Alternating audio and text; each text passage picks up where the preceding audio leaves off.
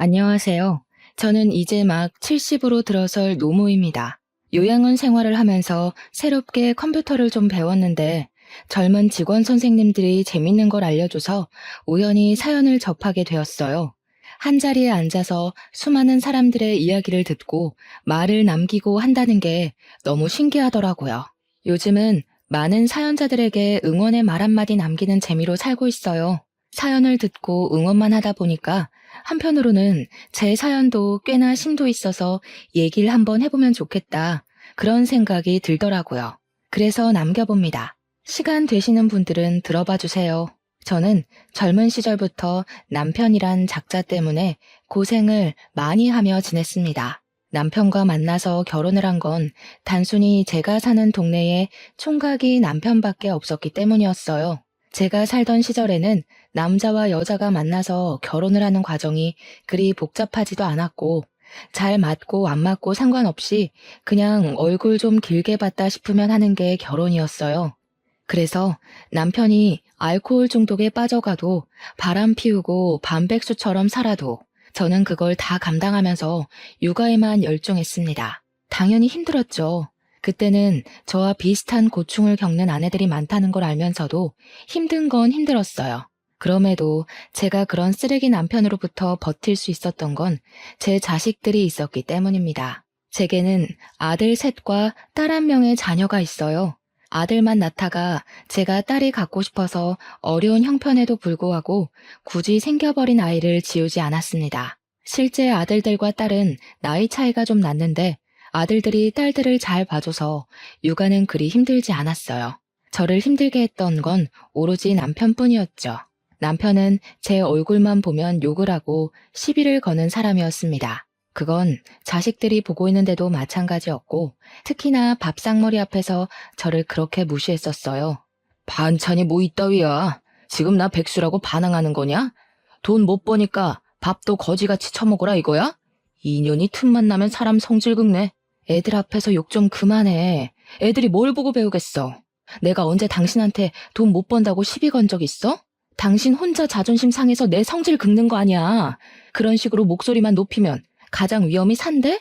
남편 때문에 저희 집 밥상이 엎어지는 건 그리 놀랄 일이 아니었고 한 끼를 두 번 차리는 것 또한 익숙했던 때였습니다. 이반이 백수라서 제가 남편을 대신해 일을 해야 했어요. 남의 집 식당에서 잡일까지 하며 돈을 벌었습니다. 그 식당은 규모가 작아서 직원을 저 하나만 썼거든요. 요리는 사장님이 했고 나머지는 제가 다 했어요. 당연히 육체적으로 피로했으나 집에서 술만 먹고 있을 남편을 보는 것보단 마음이 편했습니다. 그리고 무엇보다 다행히 남자 사장님 인심이 너무 좋아서 제 편의를 잘 봐주셨어요. 또 월급이 참 괜찮았는데 저 하나 있는 것도 직원이라고 복지 혜택을 잘 챙겨주시더라고요. 연차도 있었고 명절 보너스도 있었습니다. 제게 유일한 운이 있다면 일복이 아니었나 늦게나마 생각을 해보네요. 바깥일도 제가 하고 집안일도 제가 해야 해서 힘에 부치긴 했지만 자식들만 생각하면 주저앉을 수가 없었어요. 제가 할 수 있는 최대한의 체력을 내면서 살았죠. 자식들에게 많은 걸 누리게 해주진 못해도 학교 공부는 하게 해주고 싶었고 용돈 들고 친구들과 놀 수 있게 해주고 싶었거든요. 그 나이에 누릴 수 있는 최소한의 인생만큼은 꼭 살게 해주고 싶었습니다. 그래서 아들들과 나이 차가 좀 나는 딸을 만삭이 되도록 안고 있었을 때도 일을 했었고 출산을 하고서 갓난아기를 등에 업고도 일을 했을 정도로 돈 버는 데에 미쳐 있었어요. 그런데 남편은 제가 그리 노력하는 게 마음에 들지 않았나 보더라고요. 돈 없으면 돈 벌어 오라고 난리였고 돈을 벌러 나가면 집구석에 안 박혀 있고 어딜 싸돌아다니냐고 난리였습니다. 너 설마 남자 생겼냐? 그래서 자꾸 싸돌아다니는 거지? 그게 아니면 벌어오는 돈도 쥐꼬리만 하면서 뭐 한다고 하루 종일 나가 있어? 하여간 불륜만 저질러 봐. 인정사정 없이 소송할 줄 알아. 네가 그런 말 할 자격이 된다고 생각하냐? 너는 내 돈 다 뺏어서 딴 년 만나러 다니잖아. 나야말로 소송해줘? 네가 만난 여자들 얼굴 다 알고 있는데 하나씩 다 고소해버릴까? 자식들 앞에서 웬만하면 안 싸우고 싶었는데 남편이 하는 꼬락서니를 보면 안 그럴 수가 없어서 끝내 목청 높여 다투길 반복했어요. 자식들은 우리 부부싸움 때문에 그 지옥에서 늘 두려움을 안고 살았을 겁니다. 자녀들의 눈빛이 불안정한 걸 알면서도 저 또한 사람이었던지라 남편 새끼를 두고 이성을 붙들고 있기가 어려웠네요. 그건 아직도 자식들에게 미안한 점이라고 생각하고 있어요. 그런 불안정한 가정에서 자랐는데 애들이 어떻게 부모를 보고 존중하겠습니까? 당시만 해도 제가 나름 최선을 다해 자식들만 보고 살았다 생각을 했었는데도 아이들의 입장은 전혀 달랐어요. 아들 셋이서 나란히 고등학생일 때 저희 딸은 초등학생이었는데요. 아들들이 머리가 커가니까 우리 부부를 바라보는 시선이 어쩐지 점차 보이더라고요. 한 번씩 아들들이 의견을 좀 더 확고하게 표현하기도 했고요. 어느 날 큰아들이 느닷없이 저더러 남편과 이혼하라고 했을 때 크게 느꼈습니다. 그땐 남편이 술에 찌들어 자고 있을 때였어요. 그 거침없는 발언에 순간 저는 아무런 답을 못 줬습니다. 딸은 옆에서 이혼이 뭐냐고 묻고 있고 아들 셋은 그저 제발 우리끼리 나가 살자고 저한테 더더 졸랐죠. 솔직히 엄마가 계속 아빠한테 괴롭힘 당하는 걸 보는 게 너무 힘들어. 공부에 집중도 안 되고 그냥 아빠가 죽었으면 좋겠어. 이젠 내가 못 참아서 그래. 제발 나가서 살자, 엄마. 저 또한 남편을 죽일 만큼 미워했고 속으로는 수천 번, 수만 번 이혼 소송을 했어요. 그러나 그건 단지 속마음뿐이었지 실천할 엄두는 내본 적이 없었습니다. 제가 이혼을 하지 않는 게 내 새끼들을 위한 것이라고 착각했었거든요. 애들이 저랑 남편을 보는 눈빛이 많이 냉정해졌다고 생각은 했었지만 이혼을 하라는 말을 직접적으로 한 적은 그날이 처음이어서 좀 많이 충격받았던 것 같아요. 그저 남편이랑 저를 미워하고 있는 줄로만 알았는데 이렇게까지 갈라놓고 싶어 하는 줄 몰랐습니다. 그날 아들들은 이왕 입을 턴 김에 남편을 향한 많은 악감정을 저에게 표출을 했어요. 그때 제가 무슨 기분이 들었냐면 이 사태가 계속 가다간 돌이킬 수 없는 문제로 번질 것 같은 기분이 드는 거예요. 그래서 저는 일단 생각해보겠다고 애들을 달랬습니다. 어두컴컴한 새벽, 잠도 못 자고 앉아서 멍 때린 적이 있었어요. 바보같이 돈만 열심히 벌면 되는 줄 알았고 그 돈으로 애들을 뒤떨어지지 않게 키우기만 하면 되는 줄 알았는데 저 혼자서 몸이 부서질 만큼 엄마 노릇에 최선을 다하고 있다고 생각했는데 애들 생각을 직접적으로 듣고 나서는 모든 게 저의 합리화였단 걸 알았어요. 저는 한 번씩 제 사정을 식당 사장님께 얘기하곤 했는데요. 가장 제 문제를 객관적으로 또 진심으로 봐줄 사람이었기에 이 사단 또한 사장님의 조언을 듣고 싶었습니다. 나도 말은 못했지만 희영 씨가 그 집에서 나왔으면 좋겠다고 생각했어요. 희영 씨처럼 좋은 사람은 그런 대접받고 살 필요 없거든요. 남편의 막무가내 인성까지 희영 씨가 보듬어야 될 의무라고 생각하진 않았으면 좋겠어요. 저는 언제부턴가 식당 사장님에게 위로받는 날이 늘어갔습니다. 식당 사장님이 하는 말에는 늘 힘이 있었고 저는 사장님의 말로 인해 제 가치를 좀 더 좋게 보기도 했었어요. 그래서 아마 더 용기를 얻어 결정을 내릴 수 있었던 것 같아요. 제가 큰 마음 먹고 결정 내린 사항은 일단 별거였습니다. 역시나 시대적 분위기 탓에 감히 이혼까진 감당할 자신이 없어서 일단 애들만 데리고 야반 도주를 했어요. 도망치는 건 어렵지 않았습니다. 남편이 늘 술에 취해 있었으니까요. 아직 고등학생일 뿐인 아들들이 듬직하게 저를 도와줘서 더 쉽게 가출할 수 있었습니다. 애들을 데리고 나왔으면 당연히 준비된 거처가 있어야 하잖아요. 제가 마음을 크게 먹고 가출할 수 있었던 건 고맙게도 사장님이 형편 어려운 제 사정을 받아주는 덕이 있었기 때문이었어요. 저희들은 당분간 사장님께 신세를 지게 된 것이었죠. 사장님은 작은 가게를 운영하는 것에 비해 사는 곳이 꽤 넓었습니다. 평소에는 그냥 평범한 식당 주인이라고만 생각했는데 사장님 집을 처음 보고서 그분의 재력을 대강 체감했어요. 흔쾌히 저희 식구를 보듬어 준다길래 혼자 사는 사장님 집에 민폐가 되지 않을까 걱정했거든요. 근데 사장님이 괜찮다고 계속 자기 집에 오라고 하는 겁니다. 역시 믿는 구석이 있어서 저희에게 배려를 해준 거더라고요. 듣자 하니 사장님은 큰 집을 부모님께 물려받았다고 했습니다. 2층 주택이었는데 위아래 세대가 완전히 분리되어 살 수 있게 대문도 2개로 나누어져 있는 곳이었어요. 원래는 세를 주려고 했는데 마침 제 사정을 알게 되어 저한테 선의를 베풀어 주신 거더라고요. 사장님 덕분에 저희는 가출을 한 신세에도 원래 살던 환경보다 훨씬 좋은 집에서 살 수 있게 되었습니다. 사장님은 1층을 사용했고 저희 식구들은 2층에 새들어 살게 되었죠. 사장님이 애들 독립하기 전까지 공짜로 지내라 했으나 더 이상 신세 지는 건 아니라고 생각해서 저는 월급에서 떼 월세를 따로 지불했습니다. 다행히도 남편은 우릴 찾지 못했어요. 제가 어디서 일하는지 관심도 없던 양반이니까 찾을 수가 없었겠죠. 애들은 무사히 무럭무럭 커서 아들들은 다 장가를 가게 되었고 딸만 대학생으로 제 곁에 남을 때까지 저는 정말 마음 편하게 지냈어요. 그동안 사장님이 우리 애들을 마치 자기 자식처럼 잘 대해주고 아빠 없는 빈자리가 느껴지지 않도록 우리 애들에게 과분한 관심을 주어서 얼마나 고마웠는지 모릅니다. 정말 다 갚을 수 없을 만큼 무한한 은혜를 받고 살았어요. 그리고 저는 그런 사장님의 마음이 단순한 친절인 줄로만 알았습니다. 그러나 사장님이 다 저를 좋아했기 때문에 흔쾌히 모든 걸 지원해줬다는 걸 알고는 좀 놀랐어요. 사장님의 고백을 처음 들었을 때 저는 저 또한 사장님을 좋아한다는 걸 깨달았습니다.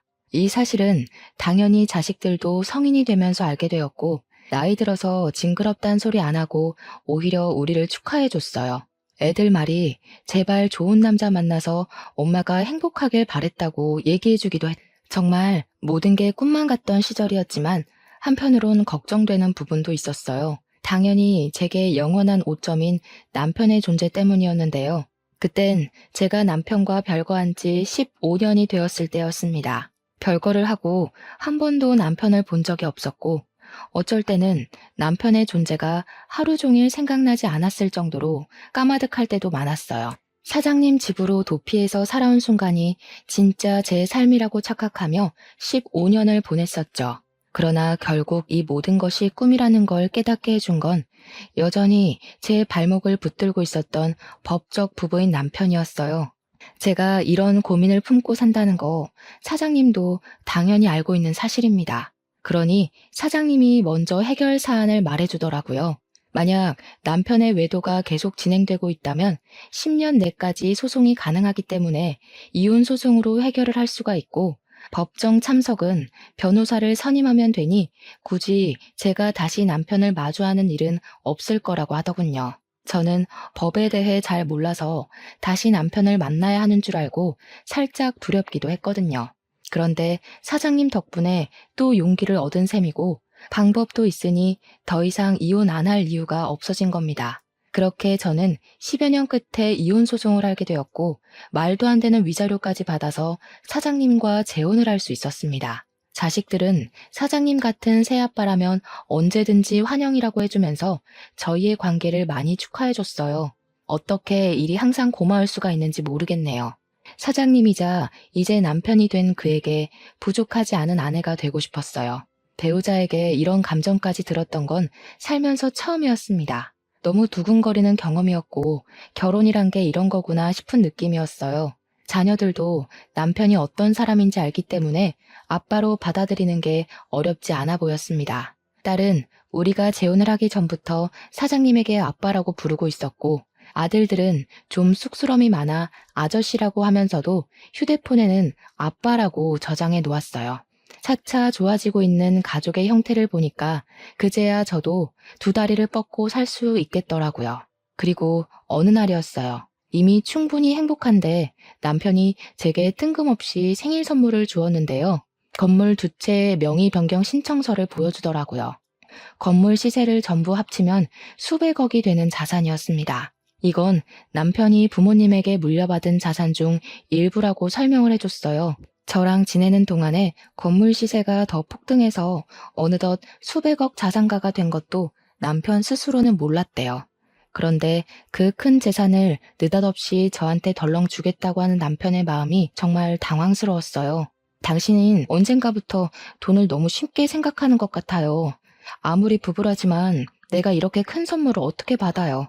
지금도 충분히 받을 거 다 받았고 행복하니까 자꾸 더 해주지 마요. 이미 희영 씨 거였다고 했잖아요. 내가 이날만을 얼마나 기다렸는데. 우리 이제 부부잖아요. 다른 부부들보다 늦게 시작했으니까 그만큼 빨리 많이 공유하고 살고 싶어서 그래요. 그래야 남 같지 않고 진짜 부부가 된 기분일 것 같거든요. 저는 그 자리에서 감동을 머금고 남편의 마음을 받았습니다. 말했다시피 그날은 제 생일이었어요. 그래서 아들 부부까지 다 모여서 저녁을 먹던 날이었거든요. 남편이 식사 자리 끝나고 저를 따로 방으로 불러서 준 선물이었습니다. 그런데 그걸 애들이 몰래 들어버린 거예요. 누가 엿본다는 건 모르고 있었는데 제가 남편 앞에서 눈물을 보이자마자 자녀들이 들이닥쳐서는 우리 둘의 모습을 보곤 박수를 쳐줬어요. 우와, 아저씨, 지금 엄마한테 전부를 다 주신 거 아니에요? 저희 다 들었어요. 어쩐지 아저씨 집 처음 왔을 때부터 부자 같았는데 정말이었네요. 세상에서 제일 대단한 남편감 아닌가?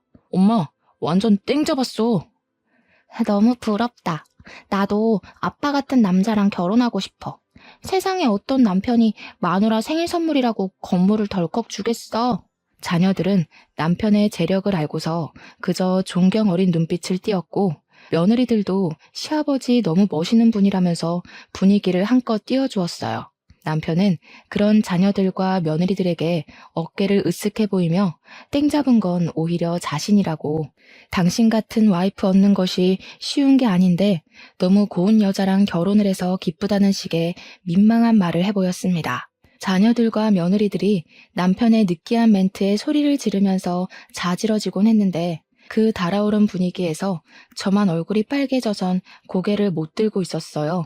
너무 부끄러웠지만 그런데도 이것이야말로 행복이라는 게 너무 느껴지더라고요.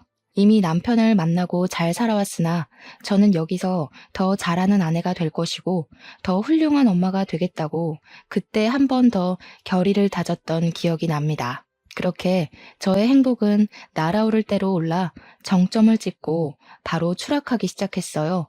높이 올라간 만큼 추락하는 속도도 너무 무섭고 갑작스러웠습니다. 제가 처음으로 무너졌던 건 따뜻했던 봄의 계절이었습니다. 재고 부족으로 장을 보러 갔던 남편이 느닷없이 혼수 상태에 빠졌다고 병원에서 연락이 왔었어요. 그땐 너무 깜짝 놀라서 상황 설명도 못 듣고 바로 식당 문을 닫고 병원으로 달려갔습니다. 제가 도착했을 때 자녀들이 이미 남편 곁에 있었어요. 저는 의식 없이 누워있는 남편을 보면서 도대체 어떻게 된 거냐고 울음에 묻힌 목소리를 내보냈습니다. 그러니 장남하는 말이 병원 측에서 음독사고로 남편이 쓰러진 채 발견이 되었다고 하더라고요.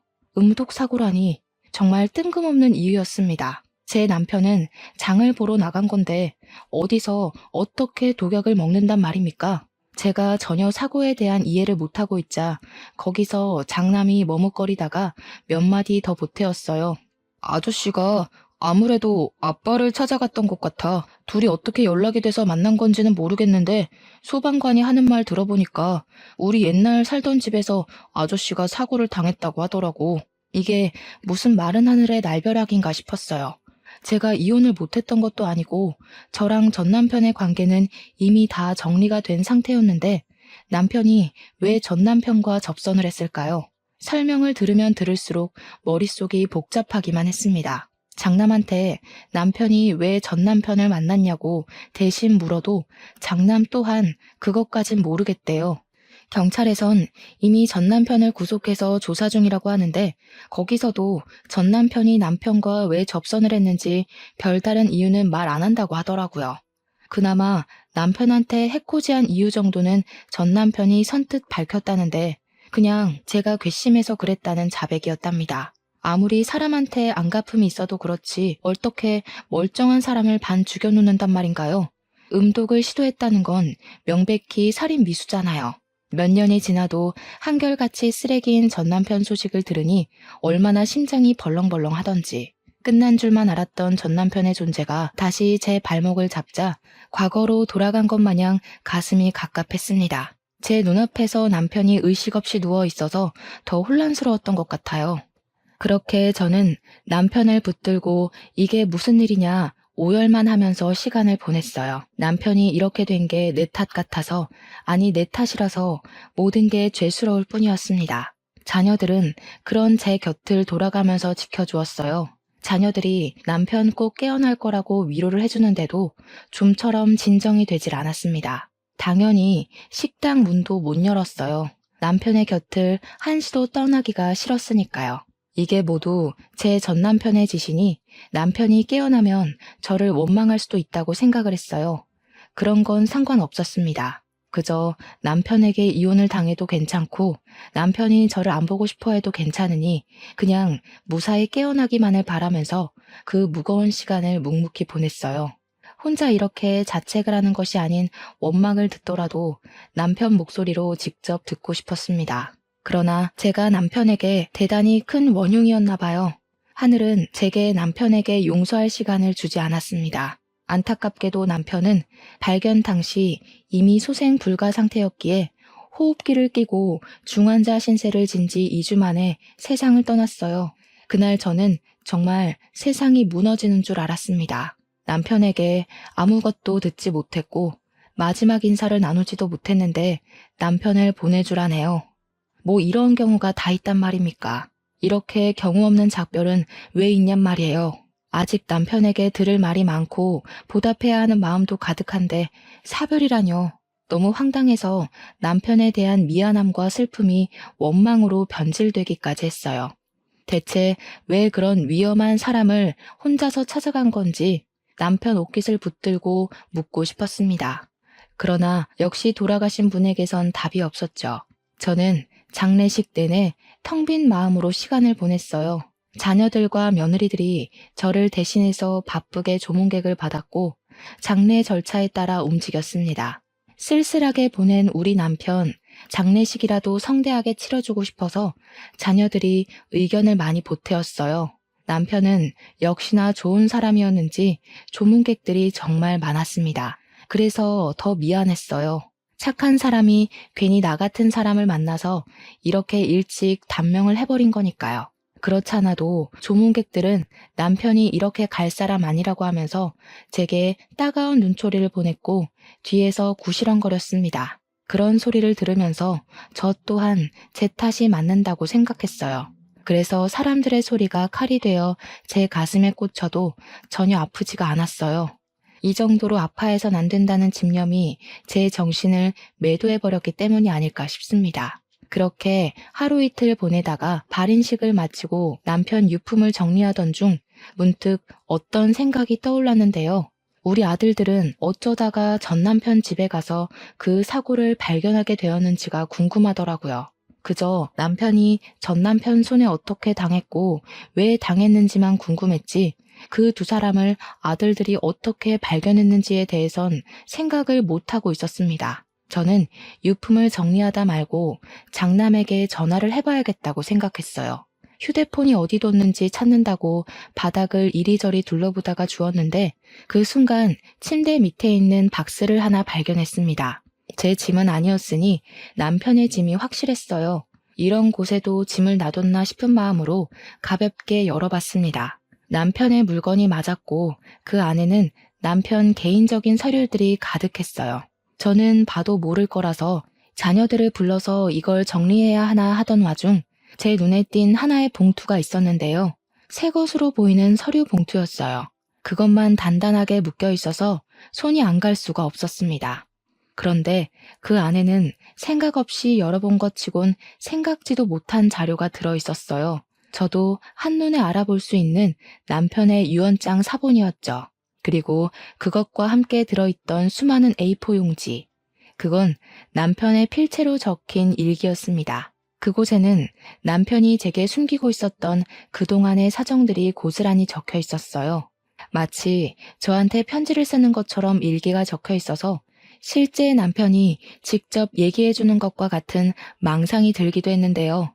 남편이 마지막 흔적이 묻어있는 그 일기를 하나 둘 읽어볼수록 저는 입을 틀어막을 수밖에 없었습니다. 그곳엔 제가 굳이 자녀들에게 연락하지 않아도 남편의 죽음을 예측할 수 있을 만한 내용들이 수두룩했어요. 당황스럽게도 남편이 전 남편을 만난 건 이번이 처음이 아니었더라고요.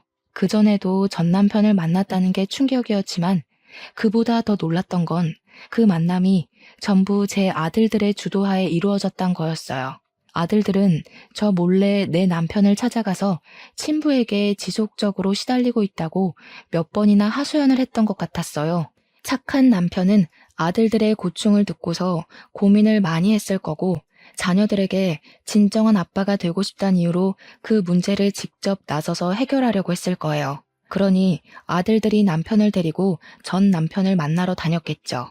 분명 아들들은 제 앞에서 남편과 전 남편의 접선이 어떻게 이루어졌는지 모른다고 했었는데 그 일기가 사실이라면 아들들은 제게 거짓말을 했다는 것이 됩니다.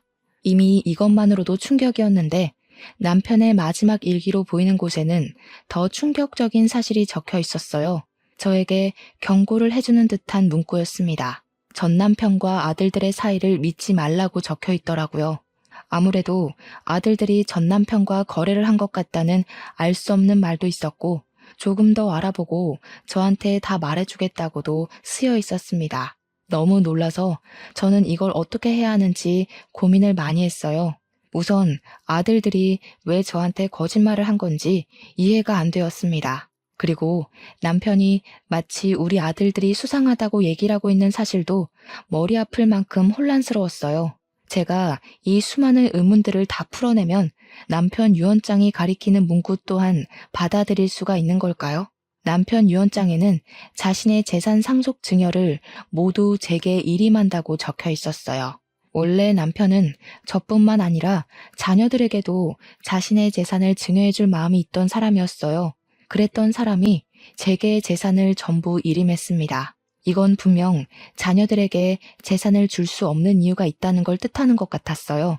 아들들에게서 돌아선 것 같은 이 유언장은 남편의 말 못했던 사정을 대신 표현해주고 있는 것 같기도 했습니다. 차마 모른 채 할 수가 없는 사실이었어요. 진실을 마주하는 게 너무 무서웠지만 저는 이 사실을 아들들에게 알리지 않았습니다. 대신 딸을 기다렸습니다. 남편 일기장에는 아들들 언급만 있었지 딸 얘기는 없었거든요.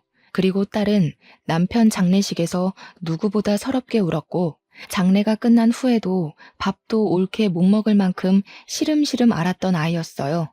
저 못지않게 남편의 죽음을 크게 애도하였습니다. 그런 딸이 아들들처럼 숨은 얼굴을 갖고 있을 거란 생각은 못했어요. 남편이 죽고 난 후 딸은 퇴근하고 귀가하면 방에만 박혀 있었는데요. 그 모습은 저랑 정말 많이 닮은 모습이었어요. 그런 딸의 마음을 제가 다잡아주고 기운을 북돋아줘야 하는데 못나게도 엄마로서의 역할을 제대로 못했습니다. 그날도 딸은 방에만 박혀서 저녁 먹을 생각을 안 하고 있었어요. 그래서 제가 오래간만에 딸 방을 찾아갔습니다. 그 순간 방문 가까이 가니까 안에서 어떤 말소리가 들렸어요. 그때부터 저는 기척을 숨긴 채 문에다 귀를 바짝 대어 들어봤습니다. 나도 매일 눈물 짜내느라 힘들어. 이러다 진짜 우울증 올 것 같다니까. 억소리 나는 돈만 아니었으면 나 진짜 다 관뒀다. 돈 받으면 이 집 바로 나갈 거야. 우리 어디 갈래? 발리 갈까? 자기 발리 가고 싶어 했잖아. 딸의 생생한 목소리에 저는 귀신이라도 본 것 마냥 문에서 떨어져 나갔습니다. 딸에게서 남편 일기장에 적혀있는 아들들의 소름 돋는 모습까지 투영되어서 보이는 듯 했어요. 아들들 또한 제가 못 보는 곳에서 딸처럼 이런 생각으로 남편을 바라봤겠죠. 저는 이때야 내 자식들의 실체를 다 알아버린 셈이었어요. 내 자식들이 남편을 아빠라고 받아들였던 게 전부 남편의 재산 때문이라는 걸 알았습니다. 아들들과 딸은 결코 우리 남편 죽음을 슬퍼한 적이 없다는 거였고 여태껏 나와 같은 모습을 하고 있다 생각한 딸의 눈물도 거짓이라는 거 아닙니까? 딸의 이면적인 모습에 충격받은 저는 그곳에서 찍소리도 못하고 얼른 방으로 돌아와 버렸습니다. 아들들 모습은 안 봐도 비디오이니 확인해 볼 필요가 없다고 생각했어요. 진실을 직면한 그날 저는 남편과 단둘이 썬 그 방에서 며칠을 울었습니다. 남편이 제게 자식들의 이런 면을 말하지 못해서 얼마나 속이 골았을까요? 혼자서 어떻게든 해결해 보려고 얼마나 노력했을까요?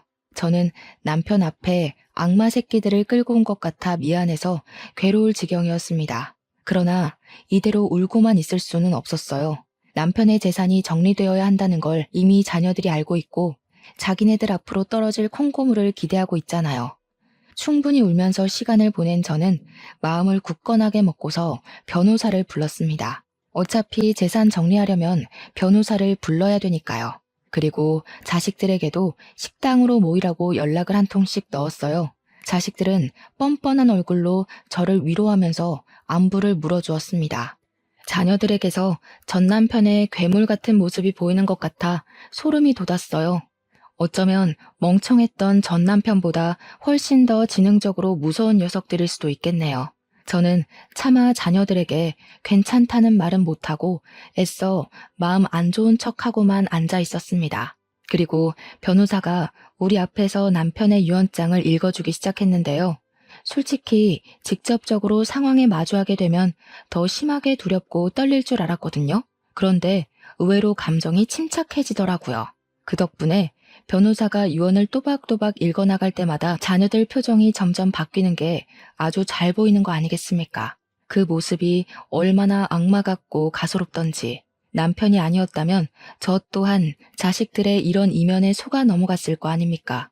그 생각만 하면 분명 내가 낳은 자식인데 전혀 자식 같아 보이지가 않더라고요. 심지어 유언장을 발표하는 이 자리는 그야말로 제가 제 힘으로 괴물을 낳았구나라는 걸 증명하는 자리가 되었는데요. 변호사가 유언장을 다 읽자마자 벌떡 들고 일어난 장남이 변호사 손에 있는 유언장을 뺏어갔어요.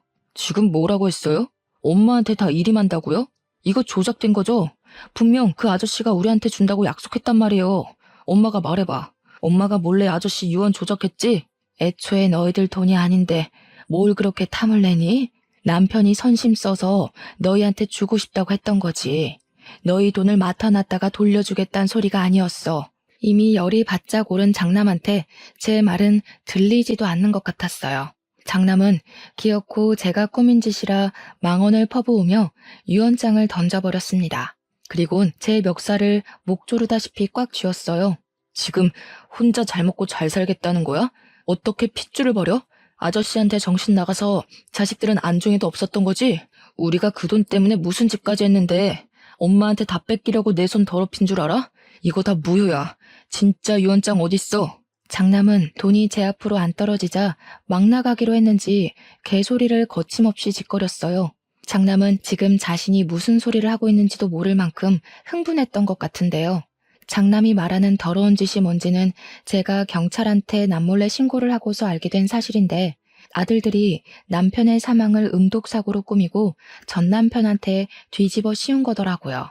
이미 자녀들이 저와 전 남편을 버린 거나 마찬가지인 셈이었지만 그 사실을 들었을 때 저 또한 자식들을 버리기로 마음먹었습니다. 고맙게도 녀석들은 내가 내 손으로 자식을 끊어내는 걸 죄스럽지 않도록 해줬어요.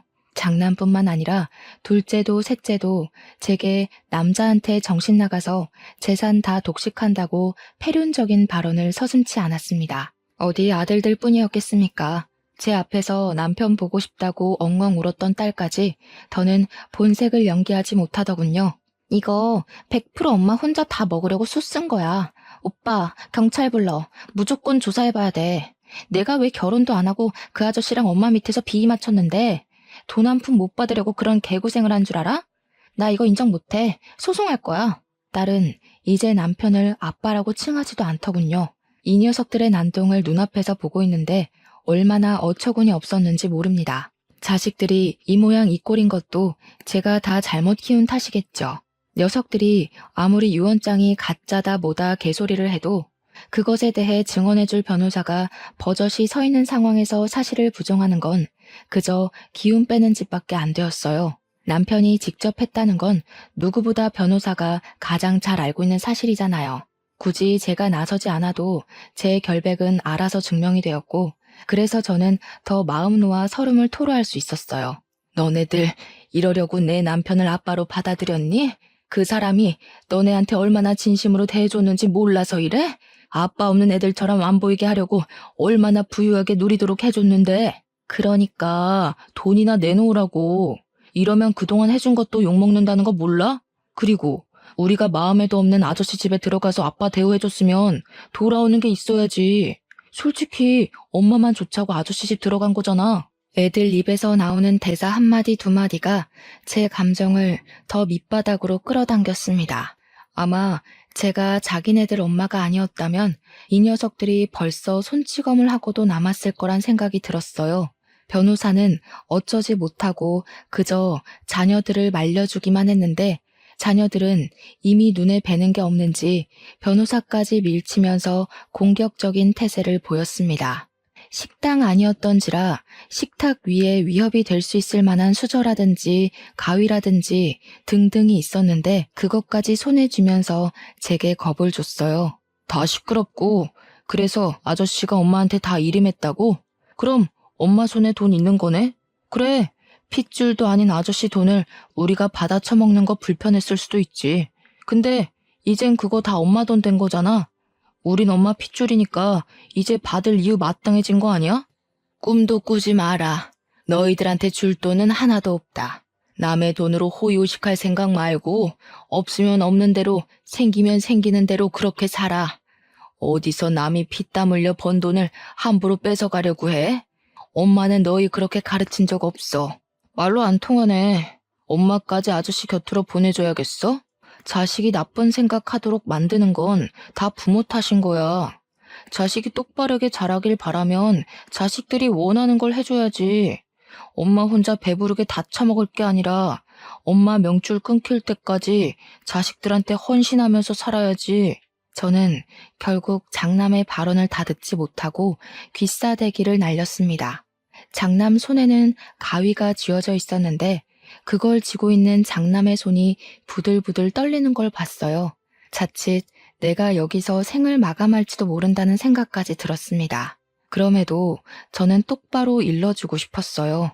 부모가 성인이 된 자식 인생까지 책임질 필요는 없지만 부모로서 해줄 말은 해줘야 한다고 생각했습니다. 첫째가 돼서는 동생들 다 일러서 올바르게 앞장설 생각을 해야지. 도대체 뭐가 너를 이렇게 만든 거니? 돈 때문이니? 너희가 돈이 없어서 불행했어? 너희들 낳아준 친아빠가 쓰레기라서 지옥 같았던 거잖아. 돈이 없으니까 아빠가 그 난리였겠지. 돈만 있었어 봐. 적어도 우리가 남 눈치만 보면서 빌빌거리진 않았어. 엄마야말로 왜 자꾸 우리더러 불행하게 살래? 다른 부모들은 남의 돈 훔쳐서라도 내 자식 호의호식하게 만들어주는데 그래, 엄마가 자식 새끼 잘못 키운 죄 평생 안고 살 테니까 너희들은 너희가 뭘 잘못했는지 법이랑 한번 싸워봐라. 나는 내 새끼들이라고 너그럽게 합의해줄 마음 없다. 오늘부터 너희들은 내 새끼들이 아니라 내 남편 죽인 살인자 새끼일 뿐이야. 저는 자식들을 끊어내는 마음으로 그렇게 악을 질렀습니다. 때마침 시간 알맞게 도착한 경찰이 식당 안으로 들어섰어요. 저는 미리 시간을 정해서 경찰에게 신고를 해놓은 상태였습니다. 남편이 가진 증거물을 토대로 전 남편과 아들들이 남편에게 어떤 해코지를 했는지 조사를 부탁했었죠. 길목 CCTV와 블랙박스 등으로 어렵지 않게 남편의 죽음은 밝혀질 수 있었어요. 자식들은 경찰에게 연행되어 가면서도 제게 원망설인 목소리를 내었습니다. 그 와중에 딸은 무서웠는지 금방 회유하면서 잘못했다고 울더라고요. 물론 그런 마음마저 고작 경찰한테 잡혀가기 싫어서 살려달란 소리일 뿐이었겠죠. 그렇게 저는 번잡한 상황이 지나가고 아수라장이 된 자리에서 털썩 주저앉았습니다. 올바른 길로 잘 나아가고 있다고 생각했는데 결국 제가 가는 길 끝에는 저 혼자만 서 있게 되었어요. 이러려고 자녀들을 데리고 가출한 게 아니었는데 어쩌다가 사랑하는 사람의 목숨까지 앗아버렸는지 모르겠네요. 왜 이렇게밖에 될 수 없었던 걸까요? 제가 뭘 그렇게 잘못 살았던 걸까요?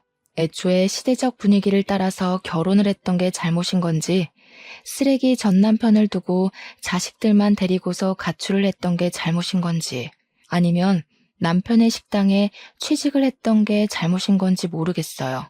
결국 죽은 남편에게 면목이 없어서 용서를 비는 것조차 창피했어요. 그날로 저는 식당 문을 영원히 닫아버렸습니다. 남편 없이 잘 먹고 잘 살 생각 없었거든요.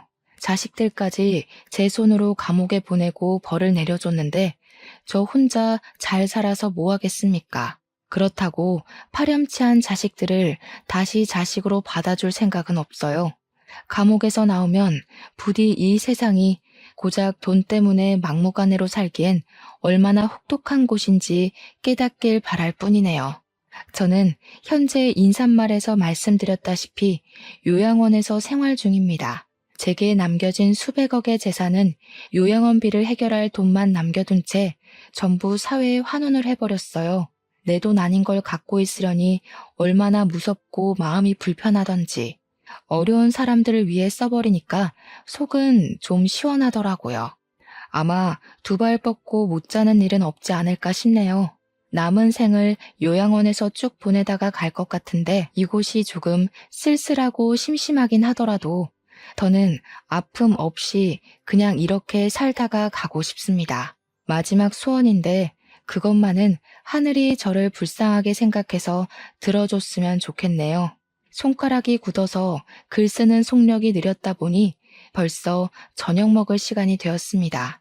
점심 먹고 앉았는데 벌써 저녁이라니 오랜만에 몸이 고생을 좀 한 기분이네요. 오늘은 일찍 잠자리에 들어야겠습니다. 제 사연 읽어주셔서 너무 감사해요. 모두가 덜 아픈 생을 살길 기원할게요.